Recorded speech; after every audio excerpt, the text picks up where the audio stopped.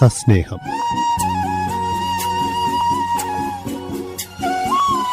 മൺമറഞ്ഞു പോയ പ്രമുഖരെ പ്രിയപ്പെട്ടവർ ഓർമ്മിക്കുന്ന പരിപാടി.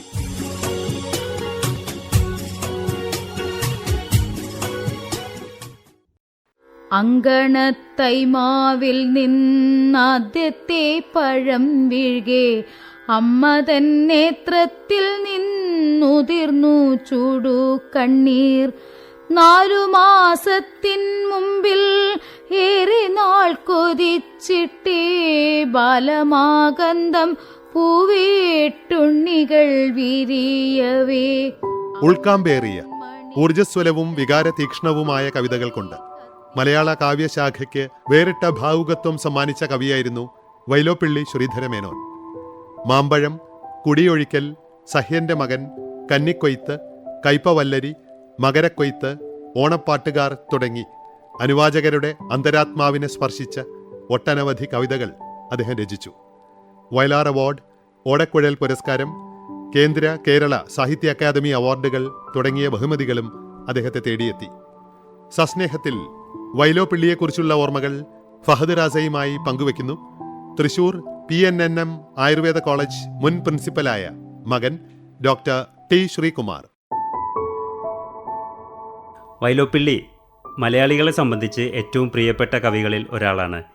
എന്നാൽ വൈലോപ്പിള്ളി എന്ന കവിയെയും വൈലോപ്പിള്ളി എന്ന അച്ഛനെയും അടുത്തറിഞ്ഞ, ആഴത്തിലറിഞ്ഞ മകനാണ് താങ്കൾ. അദ്ദേഹത്തിൻ്റെ മൂത്ത മകനാണ്. അപ്പോൾ ബാല്യകാലത്ത് അച്ഛനോടൊപ്പം ചെലവഴിച്ച നിമിഷങ്ങളെക്കുറിച്ച് ഓർക്കുമ്പോൾ ആദ്യം മനസ്സിൽ വരുന്നത് എന്താണ്?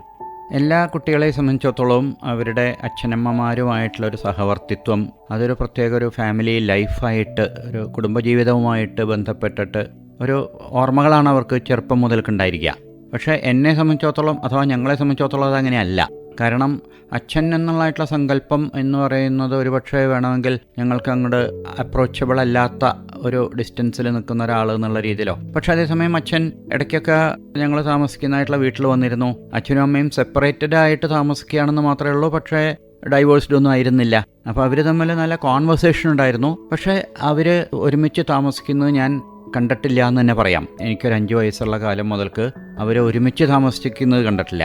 പക്ഷേ എന്തെങ്കിലും വിശേഷമുള്ളപ്പോഴൊക്കെ, അപ്പോൾ വിഷുവിനായാലും ശരി, ഓണത്തിനായാലും എപ്പോഴായാലും അച്ഛൻ ഇതൊന്നും അല്ലാതെയും അച്ഛൻ ഇടയ്ക്കൊക്കെ അച്ഛൻ്റെ ഒരു പ്രശസ്തമായ വാഹനമായിട്ടുള്ള സൈക്കിളിൽ അച്ഛൻ ഞങ്ങൾ താമസിക്കുന്നതായിട്ടുള്ള തൃശ്ശൂർ അടുത്തുള്ള നല്ലങ്കര എന്ന് പറഞ്ഞായിട്ടുള്ള സ്ഥലത്തേക്ക് വരികയും എന്തെങ്കിലും മധുരപലഹാരങ്ങളോ അല്ലെങ്കിൽ മറ്റേ മധുരപലഹാരങ്ങളല്ല, സാധാരണ ഫ്രൂട്ട്സോ എന്തെങ്കിലുമൊക്കെ കൊണ്ടുവരും. അപ്പോൾ അങ്ങനെ ഒരു ഫ്രൂട്ട്സൊക്കെ കൊണ്ടുവരുന്ന ഒരാൾ എന്നുള്ള രീതിയിലായിരിക്കും ഒരുപക്ഷെ എൻ്റെ ഏറ്റവും ചെറുപ്പത്തിലുള്ളതായിട്ടുള്ള അച്ഛനെക്കുറിച്ചിട്ടുള്ള ഓർമ്മ. അത് കഴിഞ്ഞിട്ട് പിന്നീട് അന്നത്തെ കാലത്ത് ചെറിയ ചെറിയ മാഗസീൻസൊക്കെ ഉണ്ടല്ലോ, കുട്ടികൾക്കുള്ളതായിട്ടുള്ള പൂമ്പാറ്റ മുതലായിട്ടുള്ള മാഗസീൻസൊക്കെ വായിക്കാൻ കൊണ്ടുവന്ന് തരിക. ഇതൊക്കെ കഴിഞ്ഞിട്ടാണ് ഈ അച്ഛൻ എന്നുള്ളതായിട്ടുള്ള എൻ്റെ അർത്ഥം കുറച്ചും കൂടി ഞാൻ 7ാം ക്ലാസ്സൊക്കെ പഠിക്കുന്നതായിട്ടുള്ള കാലത്താണ് അതിനെക്കുറിച്ച് കുറച്ചൊക്കെ മനസ്സിലാക്കി തുടങ്ങിയത്. അച്ഛൻ്റെ അഭാവം ശരിക്ക് എന്നിൽ ഭയങ്കരമായിട്ടുള്ള വിഷമം സൃഷ്ടിച്ചിട്ടുണ്ടോ എന്ന് ചോദിച്ചു കഴിഞ്ഞാൽ ഇല്ല. കാരണം അങ്ങനെ ഒരു വിഷമം ഉണ്ടാവും അച്ഛൻ ഉണ്ടായിരുന്നില്ലെങ്കിൽ എന്നുള്ളത് പോലും എനിക്ക് അറിയാമായിരുന്നില്ല എന്നുള്ളതാണ് സത്യം. ആ അസാന്നിധ്യം അറിയണമെങ്കിൽ ആദ്യം ഒരു സാന്നിധ്യം അറിഞ്ഞിരിക്കണം. ആ സാന്നിധ്യം ഇല്ലായിരുന്നു. അതുകൊണ്ട് സാന്നിധ്യം എന്ന് വെച്ച് കഴിഞ്ഞാൽ ഉണ്ട്, ഏതോ മറയ്ക്കപ്പുറത്തുള്ള പോലെയാണ്, ഒരു മേഘത്തിനപ്പുറത്തുള്ള പോലെയാണ്, ഇടയ്ക്കൊക്കെ മാത്രം പ്രത്യക്ഷപ്പെടുകയൊക്കെ ചെയ്യുന്നതായിട്ടുള്ളൊരു അച്ഛനായിരുന്നു. അപ്പോൾ അമ്മയുടെ കൂടെയായിരുന്നു താമസം? അമ്മയും അമ്മയുടെ അമ്മയും അവരുടെ കൂടെയായിരുന്നു താമസം. ഞാൻ ഹൈസ്കൂൾ ക്ലാസ്സസിൽ പഠിക്കുമ്പോഴാണ് അമ്മ ഹെഡ് മിസ്ട്രസ്സായി തോന്നുന്നു, അതോ അതിന് ജസ്റ്റ് മുമ്പോ. അപ്പോൾ അമ്മയും ജോലി സ്ഥലങ്ങളിലായിരിക്കും. ചുരുക്കത്തിൽ ഞങ്ങളും അമ്മുമ്മയും മാത്രമാണ് ഞങ്ങളുടെ തറവാട്ടിലുണ്ടായിരിക്കുക. അതെവിടെയായിരുന്നു? അത് നല്ലങ്കര എന്ന് പറയും, തൃശ്ശൂർ അടുത്ത് തന്നെ, 2 കിലോമീറ്റർ 3 കിലോമീറ്റർ ദൂരേ ഉള്ളൂ തൃശ്ശൂരിൽ നിന്ന്. അച്ഛൻ ആ കാലത്ത് അധ്യാപകനായിരുന്നല്ലോ അല്ലേ? അച്ഛൻ അധ്യാപകനായിരുന്നു. അച്ഛൻ അവസാനം ഹെഡ് മാസ്റ്റർ ആയിട്ടാണ് റിട്ടയർ ചെയ്തത്. ഒഫീഷ്യലി റിട്ടയർ ചെയ്തിട്ടുള്ളത് ഒല്ലൂർ ഗവൺമെൻറ് ഹൈസ്കൂളിൽ നിന്നാണ്. അത് കഴിഞ്ഞിട്ട് പിന്നെ അരിമ്പൂര്, അന്നൊരു പ്രൈവറ്റ് സ്കൂളായിരുന്നു, അവിടെയും കുറച്ച് കാലം ജോലി ചെയ്തിട്ടുണ്ട്. ഈ ഒരു സമയത്ത് എന്നും കൂടെ ഇല്ലാത്ത ഒരാൾ എന്ന രീതിയിൽ കവി എന്നുള്ളൊരു മഹത്വം മനസ്സിലാക്കുന്നത് ഏത് സമയത്താണ്? മനസ്സിലാക്കുന്നത് ഞാൻ ഹൈസ്കൂളിൽ പഠിക്കാൻ തുടങ്ങുന്നതിന് ജസ്റ്റ് മുമ്പ് അച്ഛൻ എന്നോട് ചോദിച്ചു, നിനക്ക് എൻ്റെ കൂടെ വന്ന് താമസിക്കണം എന്നുണ്ടോ എന്ന് ചോദിച്ചു. അപ്പോൾ അച്ഛൻ താമസിച്ചിരുന്നത് തൃശ്ശൂർ ദേവസ്വം ക്വാർട്ടേഴ്സിലാണ്, B9 ദേവസ്വം ക്വാർട്ടേഴ്സിലാണ് അച്ഛൻ താമസിച്ചിരുന്നത്. അപ്പോൾ ഞാനത് വീട്ടിൽ അമ്മയോട് ചോദിച്ചപ്പോൾ അമ്മ പറഞ്ഞു, താമസിക്കണം എന്നുണ്ടെങ്കിൽ താമസിച്ചോളൂ എന്ന് പറഞ്ഞു. എന്നിട്ട് അവിടെയാണ് മോഡൽ ബോയ്സ് ഹൈസ്കൂളിലാണ് ഹൈസ്കൂൾ കാലഘട്ടം ചെലവഴിച്ചത്. അപ്പോൾ അവിടെ താമസിക്കുകയും പഠിക്കുകയും ചെയ്തതായിട്ടുള്ള കാലഘട്ടത്തിലാണ് അച്ഛൻ ഒരു കവിയാണെന്നും എന്താണ് ഒരു കവി എന്ന് വെച്ച് കഴിഞ്ഞാൽ അഥവാ ഒരു സാഹിത്യകാരൻ എന്താണ് മുതലായിട്ടുള്ള കാര്യങ്ങളൊക്കെ ഞാൻ അവിടെ അച്ഛൻ്റെ കൂടെ താമസിച്ചപ്പോഴാണ് ഞാൻ മനസ്സിലാക്കിയത്. അവിടെ നിന്ന് നടന്നു പോകാനുള്ള ദൂരമേ ഉള്ളൂ മോഡൽ ബോയ്സ് ഹൈ സ്കൂൾ, 2 ഫർലോങ്ങേ പറ്റുള്ളൂ. അപ്പോൾ പല സാഹിത്യകാരന്മാരും വരികയും അവരുമായിട്ട് അച്ഛൻ സംവദിക്കുന്നത് കാണുകയും അച്ഛൻ്റെ ഒരു പ്രത്യേക ലൈഫ്, കാരണം അച്ഛൻ തന്നെ ഫുഡ് ഉണ്ടാക്കുന്നു, കഴിക്കുന്നു, അപ്പോൾ ആ ഒരു പാറ്റേൺ കാണുകയും മറ്റും ചെയ്തിട്ടുള്ളൊരു ലൈഫായിരുന്നു അത്. ഞാൻ ചെന്നപ്പോൾ ഞാനും അച്ഛനും മാത്രം, അത്രേ ഉള്ളൂ. അപ്പോൾ അവിടെ ഫുഡൊക്കെ അച്ഛൻ തന്നെയാണ് തയ്യാറാക്കാറ്. വല്ലപ്പോഴുമൊക്കെ ഹോട്ടൽസിൽ നിന്നൊക്കെ ഭക്ഷണം കഴിക്കുന്നത് മാത്രമേ ഉള്ളൂ. അപ്പോൾ അങ്ങനത്തെ ഉള്ളൊരു പ്രത്യേക പാറ്റേൺ ഓഫ് ലൈഫിൻ്റെ ഇടയ്ക്കാണ് ഞാൻ അവിടെ താമസിച്ചിരുന്നത്. അപ്പോൾ വളരെ അധികം സാഹിത്യകാരന്മാർ, വളരെ ഉന്നത ശീർഷരായ അന്നത്തെ കാലത്ത് ജി ശങ്കരക്കുറുപ്പ്, കുഞ്ഞിരാമൻ നായർ മുതലായിട്ടുള്ള ആൾക്കാരൊക്കെ ആയിട്ട് അവരവിടെ വരികയും സംസാരിക്കുകയൊക്കെ ചെയ്യുന്നത് കാണാം. എന്താണ് സംസാരിക്കുന്നത് എന്നുള്ളത് നമുക്കൊന്നും മുഴുവൻ മനസ്സിലായില്ലെങ്കിൽ തന്നെ അത് കേൾക്കാം. അങ്ങനെയൊക്കെ ഒരു കാര്യം ഉണ്ടായിരുന്നു. അങ്ങനെ ഇരിക്കുമ്പോഴാണ് പെട്ടെന്ന് എനിക്കൊരു അസുഖം വന്നു, ചെവിക്കൊരു അസുഖം വന്നു. അപ്പോൾ എനിക്ക് ട്രിവാൻഡ്രം മെഡിക്കൽ കോളേജിൽ എന്നെ അഡ്മിറ്റ് ചെയ്തു ഒരു സർജറിക്ക് വേണ്ടിയിട്ട്. അപ്പോൾ അവിടെ എനിക്ക് സർജറി എന്നൊക്കെ പറഞ്ഞു കഴിഞ്ഞാൽ അതൊരു വശത്തെ കൂടെ കിടക്കുന്നു മാത്രമേ ഉള്ളൂ. പക്ഷേ വളരെയധികം സാഹിത്യകാരന്മാർ കണ്ടതും അവരുമായിട്ട് വളരെ അടുത്ത ഇടപഴകിയതൊക്കെ ട്രിവാൻഡ്രത്ത് 2 മാസത്തോളം മിനിമം അവിടെ താമസിച്ചിരുന്നു. അപ്പോൾ Vishnunarayana Namboori sir, ONV sir, Keshavadev, അവരൊക്കെ അച്ഛൻ്റെ സുഹൃത്തുക്കൾ എന്നുള്ള രീതിയിൽ വന്ന് അച്ഛനുമായിട്ട് കൺവേഴ്സ് ചെയ്യുമ്പോൾ അപ്പോഴാണ് ശരിക്കും നേരത്തെ ചോദിച്ച ചോദ്യത്തിൻ്റെ ഉത്തരമൊക്കെ, അതായത് ഒരു സാഹിത്യകാരൻ അല്ലെങ്കിൽ ഒരു കവി എന്നുള്ള രീതിയിൽ അച്ഛൻ്റെ മഹത്വമൊക്കെ എനിക്ക് മനസ്സിലായിട്ടുള്ളതൊക്കെ അന്നൊക്കെയാണ്. അങ്ങനെയാണ് ഈ സാഹിത്യം എന്നുള്ളതൊരു പ്രത്യേക ഡൊമൈനാണെന്നും അതിൽ അച്ഛനൊരു പ്രധാനപ്പെട്ട പങ്കുണ്ടായിരുന്നു എന്നുള്ളതൊക്കെ ഞാൻ മനസ്സിലാക്കുന്നത്.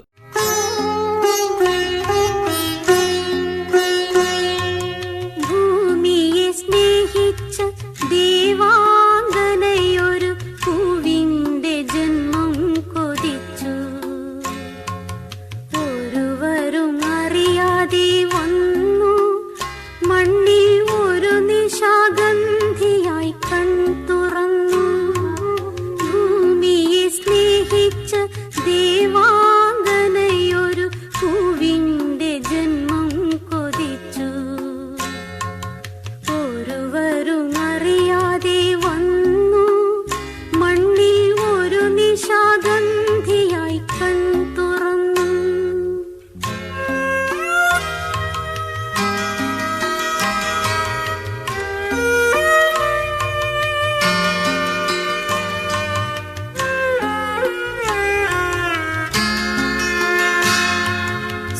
സുസ്മിതയായ അവൾ നിന്നു, മൂകനിഷ്പന്ദ ഗന്ധർവ ഗീതമുറഞ്ഞൊരു ശില്പത്തിൻ സൗന്ദര്യമായി വിടർന്നു. സുസ്മിതയായ അവൾ നിന്നു, മൂകനിഷ്പന്ദ ഗന്ധർവ ഗീതമുറഞ്ഞൊരു ശില്പത്തിൻ സൗന്ദര്യമായി വിടർന്നു. കാലം നിമിഷ ശലഭങ്ങളായി നൃത്തലോലം വലം വച്ചു നിന്നു, നൃത്തലോലം വലം വച്ചു നിന്നു. ഭൂമിയെ സ്നേഹിച്ച ദേവാംഗനയൊരു പൂവിന്റെ ജന്മം കൊതിച്ചു, ഒരുവർ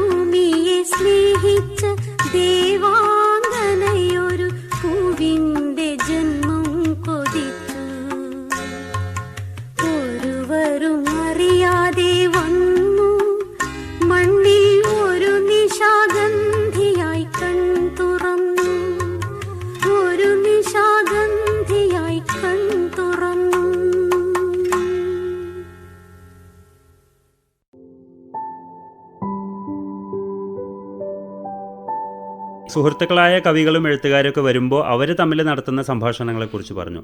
ഇപ്പോൾ ഒരു അച്ഛനും മകനും തമ്മിൽ ആ ഒരു സമയത്ത് നടത്തിയ സംഭാഷണങ്ങൾ എങ്ങനെയാണ് ഓർക്കുന്നത്?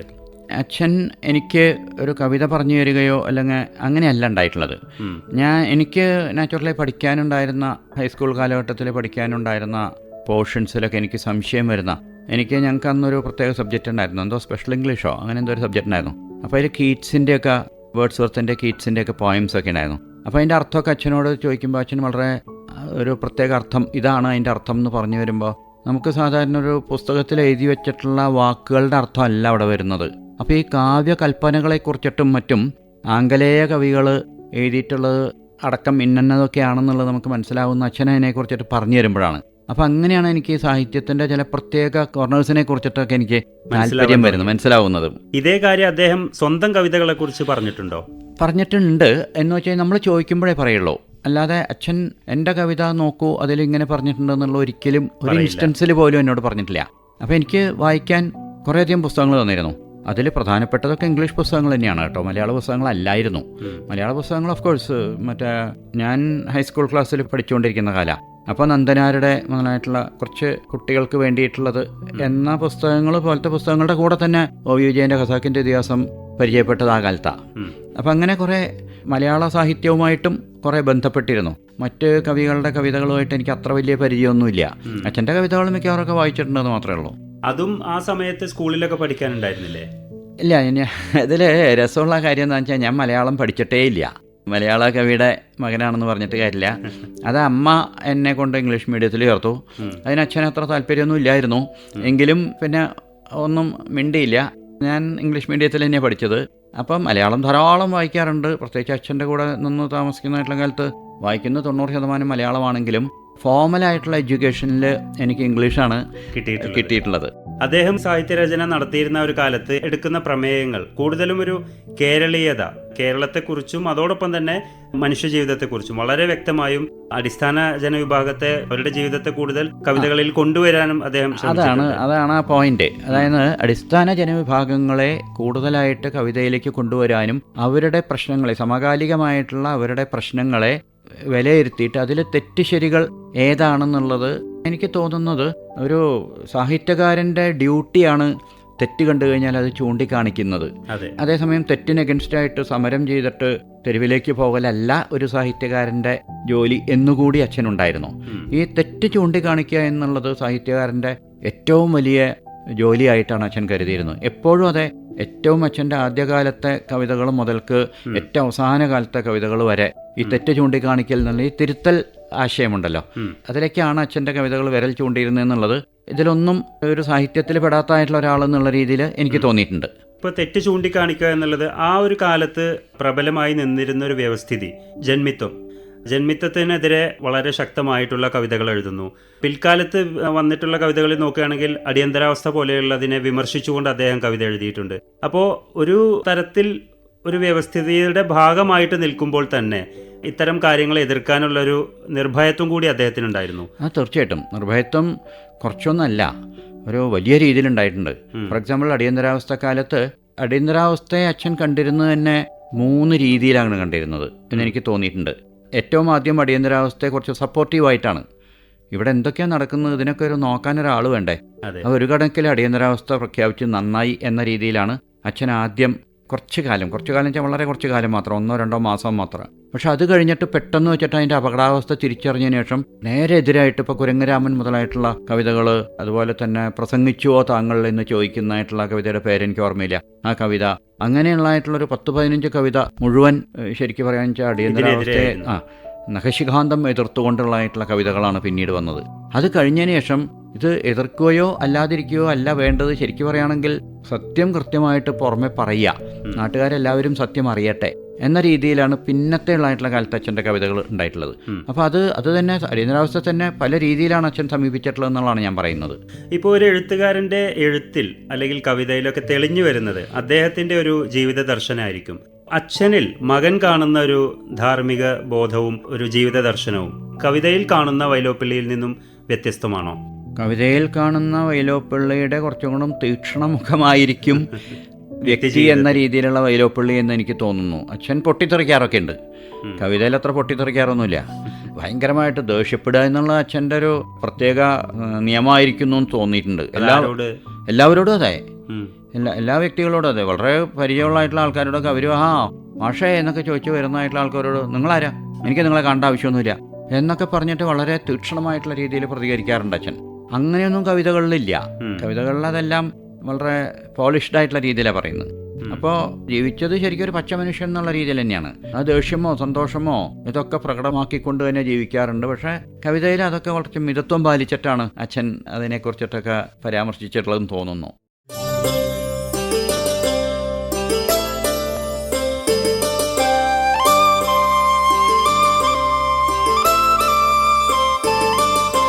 കയ്യെത്തും ദൂരെ ഒരു കുട്ടിക്കാലം, മഴവെള്ളം പോലെ ഒരു കുട്ടിക്കാലം.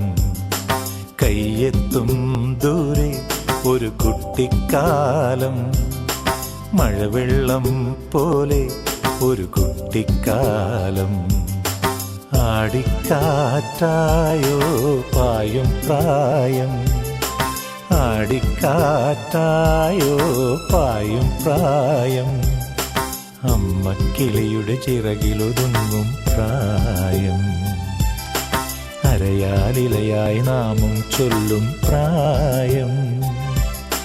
കയ്യെത്തും ദൂരെ ഒരു കുട്ടിക്കാലം, മഴവെള്ളം പോലെ ഒരു കുട്ടിക്കാലം.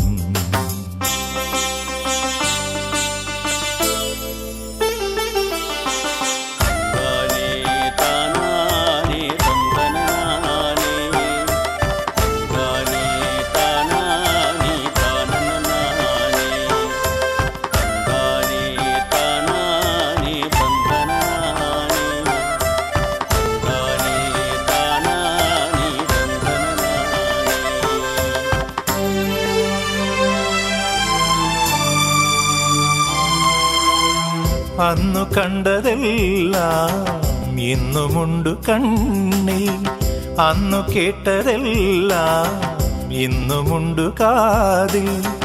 മറക്കുവതെങ്ങിനെ ആ മലർ വസന്തം, മറക്കുവതെങ്ങിനെ ആ മലർ വസന്തം. അന്നെൻ്റെ മാനസജാലകവാതിലിൽ, അന്നെൻ്റെ മാനസജാലകവാതിലിൽ മുട്ടി വിളിച്ചൊരു പെൺമുഖമിന്നും ഓർക്കുന്നു ഞാൻ. കയ്യെത്തും ദൂരെ ഒരു കുട്ടിക്കാലം, മഴവെള്ളം പോലെ ഒരു കുട്ടിക്കാലം.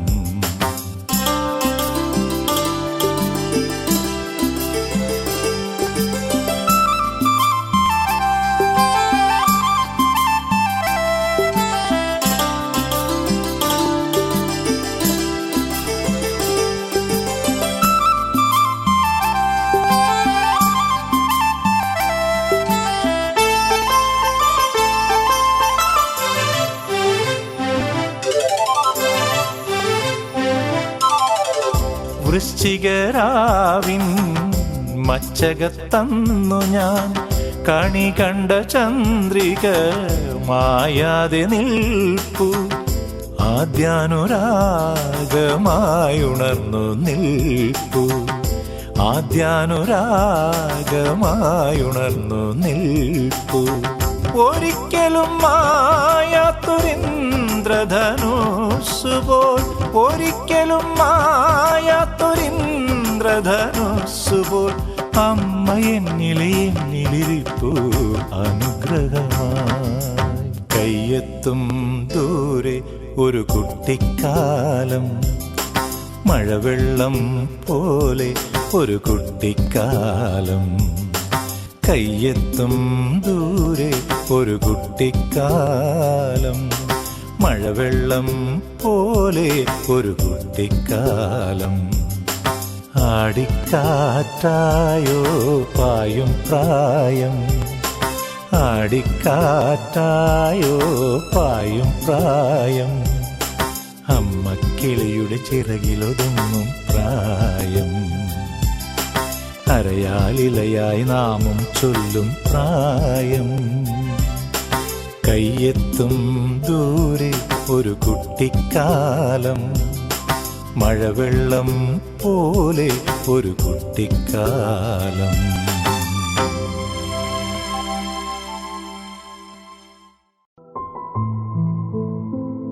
ഇപ്പോൾ ഒരു അധ്യാപകനെ എടുക്കുകയാണെങ്കിൽ അധ്യാപകന് പല കാര്യങ്ങൾ ചെയ്യാനുണ്ട്.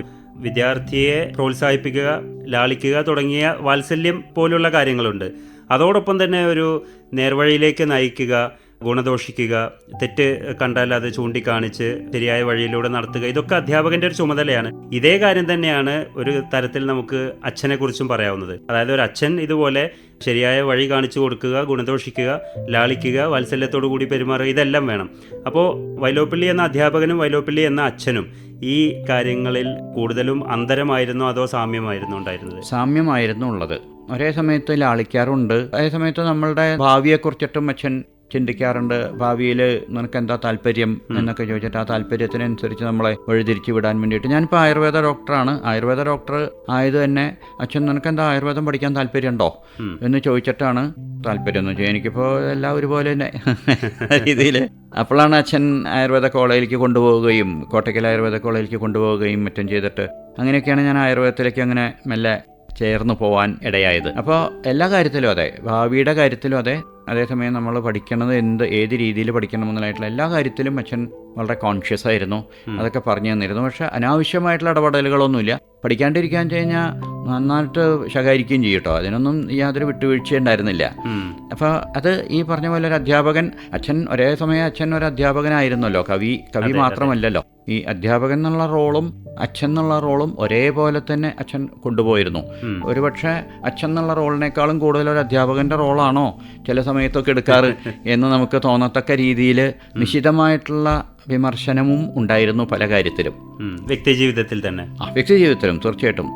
അമ്മയുടെ ഒരു റോൾ എത്രത്തോളം ഉണ്ടായിരുന്നു കുട്ടികളെ വളർത്തിക്കൊണ്ടുവരുന്നതിൽ? കാരണം കൂടുതലും അമ്മയുടെ കൂടെയായിരുന്നല്ലോ ജീവിതം. വളർത്തിക്കൊണ്ടുവരുന്നതിലാണ് അമ്മയുടെ റോള് കൂടുതലുണ്ടായിരുന്നത്. എസ്പെഷ്യലി എഡ്യൂക്കേഷൻ്റെ കാര്യത്തിൽ അമ്മയുടെ റോൾ എന്ന് പറഞ്ഞു കഴിഞ്ഞാൽ മൊത്തം അച്ഛൻ്റെ അമ്മയുടെ കൂടെ തീർത്തു കഴിഞ്ഞാൽ അമ്മയുടെ റോളാണ് ഒരു 90%. അതുമാത്രമല്ല ഫിനാൻഷ്യലായിട്ടുള്ള കാര്യങ്ങളും, അത് എങ്ങനെ ഭാവിയിൽ ഇതാവണം, അതിന് നിങ്ങൾ എന്തൊക്കെ ചെയ്യണം, ഇതെല്ലാ കാര്യങ്ങളും നമ്മളെ ഓരോ ജോലികൾ നമ്മളെ കൊണ്ട് എടുപ്പിച്ച് ചെറുപ്പം മുതലൊക്കെ ഗൃഹത്തിൽ വരുന്നതായിട്ടുള്ള ഓരോ ജോലികളൊക്കെ നമ്മളെ കൊണ്ട് ചെയ്യിപ്പിച്ചിട്ട് അതിൽ നമ്മളെ ട്രെയിൻഡ് ആക്കുക, എല്ലാ കാര്യങ്ങളും അമ്മയുടെ ട്രെയിനിങ് തന്നെയായിരുന്നു കൂടുതൽ. മറ്റുള്ളവരോട് സംസാരിക്കുക, ഇപ്പോൾ നമ്മളെവിടെയെങ്കിലും ചെന്നിട്ടൊരു അരമണിക്കൂർ സംസാരിക്കുമ്പോൾ നമ്മുടെ ഇൻഡിവിജ്വാലിറ്റി കീപ്പ് ചെയ്തുകൊണ്ട് തന്നെ നമുക്ക് കാര്യത്തിലേക്ക് ഇറങ്ങി സംസാരിക്കാൻ പഠിപ്പിക്കുക. അത് അച്ഛൻ ഒരു നല്ല കവിയായിരുന്നെങ്കിലും അച്ഛനല്ല അത് പഠിപ്പിച്ചിട്ടുള്ളത്, അതൊക്കെ അമ്മയാണ് പഠിപ്പിച്ചിട്ടുള്ളത്. പല സ്ഥലങ്ങളിലേക്ക് നമ്മളെ കൊണ്ടുപോവുക, ഇതൊക്കെ അമ്മയാണ് കൂടുതൽ ചെയ്തിരുന്നത് അച്ഛനേക്കാളും കൂടുതൽ. അങ്ങനെ രണ്ട് ഭാഗത്തുനിന്നും ഞങ്ങൾക്ക് മനിയനും വളരെയധികം ഗുണങ്ങൾ കിട്ടിയിട്ടുണ്ട്.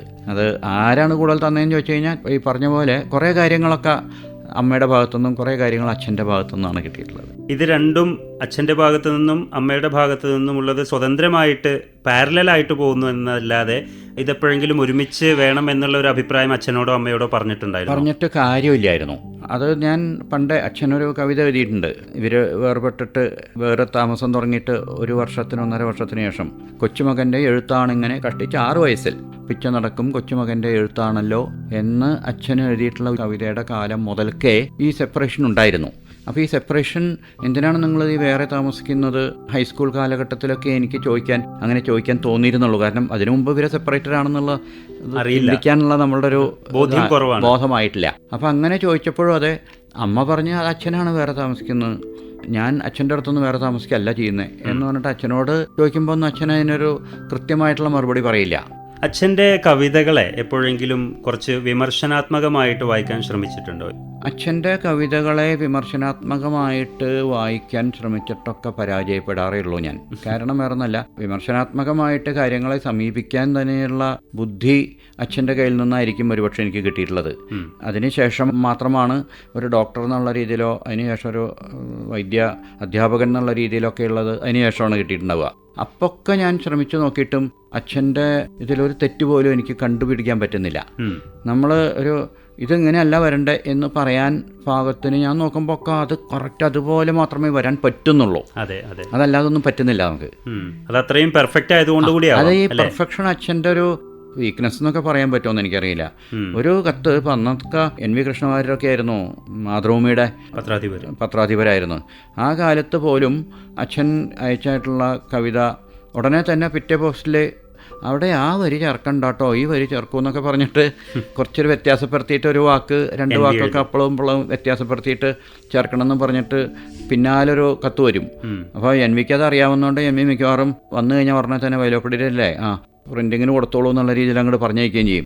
അത് കഴിഞ്ഞിട്ട് വരുമ്പോൾ കൊടുത്തു പോയല്ലോ വൈലോപ്പിള്ളി എന്ന് പറയും. അപ്പോഴും അച്ഛൻ ഓർമ്മ തെറ്റാതെ കൃത്യമായിട്ട് അത് അതിൻ്റെ കറക്ഷൻ ഇന്നതാണ് വേണ്ടതെന്നുള്ള അവിടെ എഴുതി വെച്ചിട്ട് പിന്നെ പുസ്തകമാക്കുമ്പോൾ അത് വീണ്ടും കറക്റ്റ് ചെയ്തിട്ടാണ് എഴുതാറ് അയക്കാറ്. അപ്പം അത്രയും ഈ MN വിജയൻ സാറോ മറ്റാണ് പറഞ്ഞു തോന്നുന്നു കാച്ചിക്കുറുക്കിയ കവിത എന്നുള്ളത്. ഈ കാച്ചിക്കുറുക്കിയ കവിത തന്നെയായിരുന്നു അച്ഛൻ്റെ. പാല് പോലെ ആവരുത്, അത് കാച്ചിക്കുറുക്കണം എന്നുള്ളത്. അപ്പം ഈ കാച്ചിക്കുറുക്കല് അച്ഛൻ്റെ ഒരു വീക്ക്നെസ് ആയിരുന്നു സംശയം.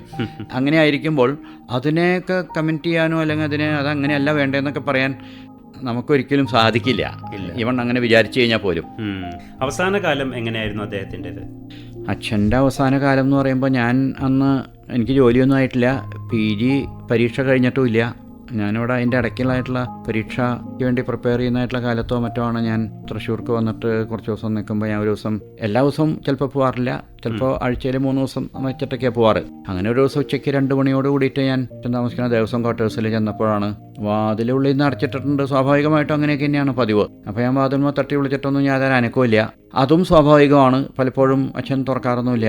അത് കഴിഞ്ഞിട്ട് ഞാൻ കുറേ അച്ഛനെ വിളിച്ചതിന് ശേഷം ജനലിൻ്റെ ഉള്ളിലേക്ക് നോക്കുമ്പോഴാണ് അച്ഛൻ നിലത്ത് വീണ് കിടക്കുന്നത് കാണുന്നത്. അപ്പോൾ വാതിലടച്ചിട്ടുണ്ട്, ഉള്ളിൽ നിന്ന് സാക്ഷി ഇട്ടിട്ടുണ്ട്. അപ്പോൾ എനിക്ക് മനസ്സിലായി എന്തോ സംഭവിച്ചിട്ടുണ്ട് എന്നുള്ളത്. എന്നിട്ട് ഞാൻ വാതിൽ ചവിട്ടി പൊളിക്കുകയാണ് ചെയ്തത്. ഞാൻ ഒറ്റയ്ക്ക് ഉണ്ടായിരുന്നുള്ളൂ, ചവിട്ടി പൊളിക്കാൻ അത്ര വലിയ ബുദ്ധിമുട്ടൊന്നും ഇല്ലായിരുന്നു. അതിനുശേഷം ചെന്ന് നോക്കിയപ്പോഴാണ് എനിക്ക് മനസ്സിലായത് ആൾ അൺകോൺഷ്യസ് ആയിട്ടാണ് കിടക്കുന്നത്. മിക്കവാറും ഒരു ബ്രെയിനിൽ ഹെമറേജോ മറ്റോ ആയിരിക്കും എന്നാണ് അപ്പം ഞാൻ വിചാരിച്ചത്. ഹെമറേജ് അല്ല, ത്രോംബോസ് ആയിരുന്നു എന്ന് മാത്രമേ ഉള്ളൂ. എന്നിട്ട് ഉടനെ തന്നെ ഞാൻ അപ്പോൾ അച്ഛന് ഏറ്റവും പ്രിയപ്പെട്ടതും എഫിഷ്യൻറ്റും ആയിട്ടുള്ള ഡോക്ടർ എന്ന് തൃശ്ശൂരുണ്ടായിരുന്ന ഡോക്ടർ ടി എ രാധാകൃഷ്ണനാണ്. അപ്പോൾ ഡോക്ടർ ടി എ രാധാകൃഷ്ണനെ ഞാൻ അറിയിക്കുകയും അദ്ദേഹം ഉടനെ അങ്ങോട്ട് കൊണ്ടുചെല്ലാൻ പറയുകയും ടാക്സി ഡ്രൈവറുടെ സഹായത്താൽ അച്ഛനെ എടുത്തിട്ട് അവിടേക്ക് കൊണ്ടുചെല്ലുമാണ് ഉണ്ടായത്. അവിടെ ഏകദേശം കുറച്ച് കാലം കിടന്നു, ഒന്നിച്ചില്ലാനും മാസം കിടന്നു. അപ്പോഴൊക്കെയാണ് ഇപ്പോൾ CT സ്കാനൊക്കെ അന്ന് വളരെ പോപ്പുലറൊന്നും ആയിരുന്നില്ല, വളരെ തൃശ്ശൂർ ജില്ലയിൽ തന്നെ ഉണ്ടായിരുന്നില്ല. എന്നിട്ട് എറണാകുളം ജില്ലയിൽ കോലഞ്ചേരി ഭാഗത്തേക്ക് കൊണ്ടുപോയിട്ട് CT സ്കാൻ എടുത്തപ്പോഴാണ് ഇതാണെന്ന് കൺഫേംഡ് ആയത്. പക്ഷെ മരുന്നുകളൊക്കെ കൊടുത്തിരുന്നു, മരുന്നുകളോടൊന്നും നല്ല രീതിയിൽ റെസ്പോൺസ് ഒന്നും ഉണ്ടായിരുന്നില്ല. അങ്ങനെ അന്ന് മരിച്ചു. ഡിസംബർ 22 അച്ഛൻ മരിച്ചത്. അച്ഛൻ്റെ തന്നെ കവിതയിൽ പറയുന്നത് പോലെ നീന്തി വരുന്നു മലയാളയുഗം പോൽ ശോണദ്യുതിയാം ഓണത്തീയതി എന്നാണ് അതിലെഴുതിയിരുന്നത്. ഒരു മലയാള യുഗം പോൽ നീന്തി വരുന്നതായിട്ടുള്ള 22 1985 ഡിസംബർ 22 അച്ഛൻ മരിക്കുകയും ചെയ്തത്. കന്നിക്കൊയ്ത്തിലൂടെയും മകരക്കൊയ്ത്തിലൂടെയും മലയാള സാഹിത്യത്തിന്റെ പത്തായം നിറച്ച വൈലോപ്പിള്ളി 1985 ഡിസംബർ 22 യാത്രയായി. കേരളീയതയോടുള്ള അഭിനിവേശവും അധസ്ഥിതരോടുള്ള ആഭിമുഖ്യവും ചരിത്രത്തോടുള്ള പ്രതികരണവും ഉൾച്ചേർത്ത കവിതകളിലൂടെ വൈലോപ്പിള്ളി ഇന്നും അനശ്വരനായി നിലകൊള്ളുന്നു. സസ്നേഹത്തിൽ കവി വൈലോപ്പിള്ളിയെക്കുറിച്ചുള്ള ഓർമ്മകൾ ഫഹദ് റാസയുമായി പങ്കുവച്ചത് തൃശൂർ PNNM ആയുർവേദ കോളേജ് മുൻ പ്രിൻസിപ്പലായ മകൻ ഡോക്ടർ T ശ്രീകുമാർ.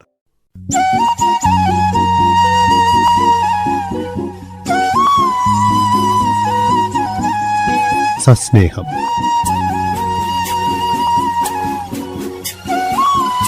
മൺമറഞ്ഞുപോയ പ്രമുഖരെ പ്രിയപ്പെട്ടവർ ഓർമ്മിക്കുന്ന പരിപാടി.